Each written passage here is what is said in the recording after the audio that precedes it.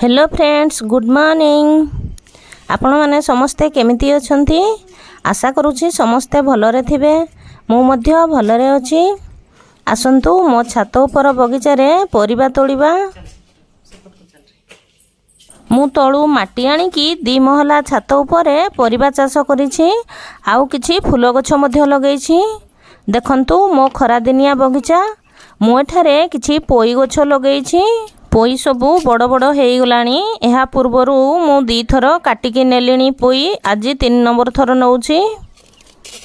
मो छात उपर बगीचा रे जेते भी गछ लागिछि मु कोउथरे भी रासायनिक सार किंबा कीटनाशक औषध देउनी। सेथिरे केवल गोबर खत देउछि। आउ को गछरे जदि पोक लागी गले मु सेथिरे निंबो तेल एवं क्लिनिक प्लस शैम्पू को मिसेई स्प्रे करूछि। मु आज 2 खंड पोई नौछि। एठारे देखंतु मो छात को लागी कि गोटे आंब गछ अछि। सेथिरे किछि आंब होईछि। मु सेथिरु किछि आंब नौछि। एही आंब बहुत खटा लागे, एमिति खाई हेबोनी। मु सेथिरे आज आंब खटा बनेइबी। एपटे देखंतु मोर 4-5टी बैगण गछ लागिछि।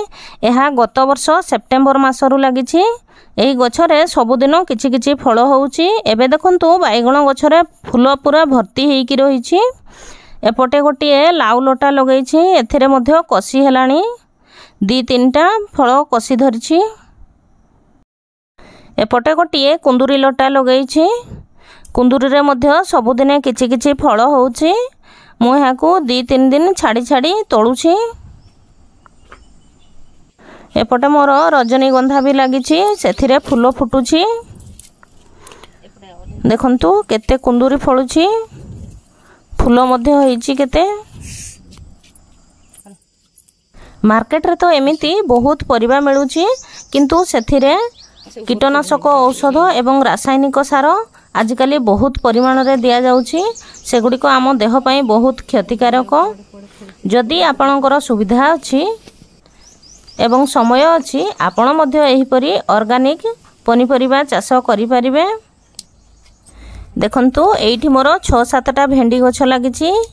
एथिरे प्राय मु 6-7 थर भेंडी नै सारलिणी। 2 केजी रु अधिक भेंडी या देहरु आमे खाई सारलुणी। एही गछरे बहुत भेंडी फळुछि।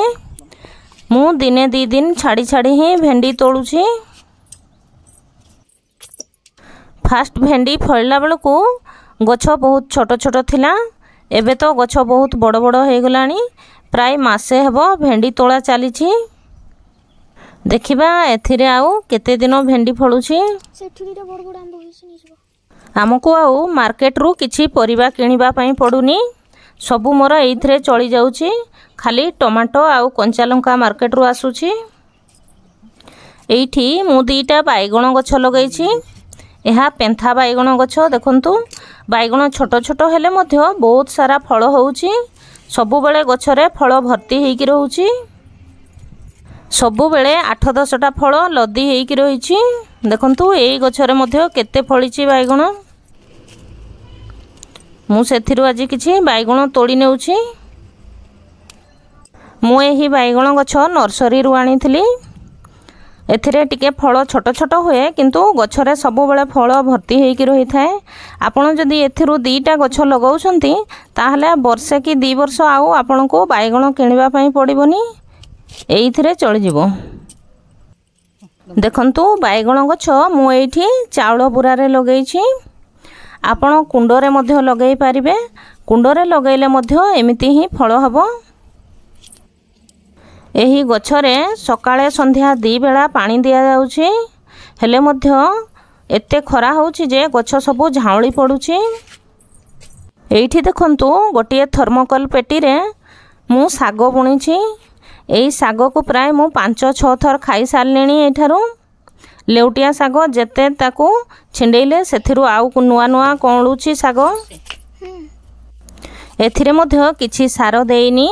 साग मंजी बुणला बेलकू सेथिरे टिके गोबर खत देइथिली। आउ किछि देइनी। बस सेमिति चलीछि।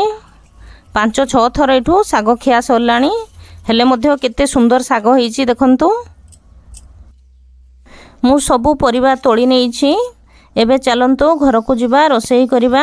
देखंतु मो छात ऊपर बगीचा रे मते आज एतिकी फ्रेश ऑर्गेनिक परिबा मिलिला। भिडियोटी जदि आपण मानको भल लागु थाए ताहले गोटे लाइक शेयर एवं कमेंट करंतु। आउ एही परी नुआ नुआ वीडियो देखिबा पई मो चैनल को सब्सक्राइब कर दियंतु। पाखरे थिबा बेल आइकन को प्रेस कर दियंतु एवं ऑल ऑप्शन टी को क्लिक कर दियंतु, जहा फल रे मोर नुआ नुआ वीडियो रो नोटिफिकेशन खूब शीघ्र आपण मानक पाखरे पहुंची पारिबो। मो छात ऊपर बगीचा रे एतिकी परिबा देखिकी आज मते बहुत खुशी लागुची। गोलाप गछ सबू खरारे जली जाउथला, तेणु मु आनिकी ताको बालकनी रे रखिछि। रजनीगंधा फूल मध्य फुटिछि। दीटा देखंतु स्ट्रॉबेरी गछ लगेइछि।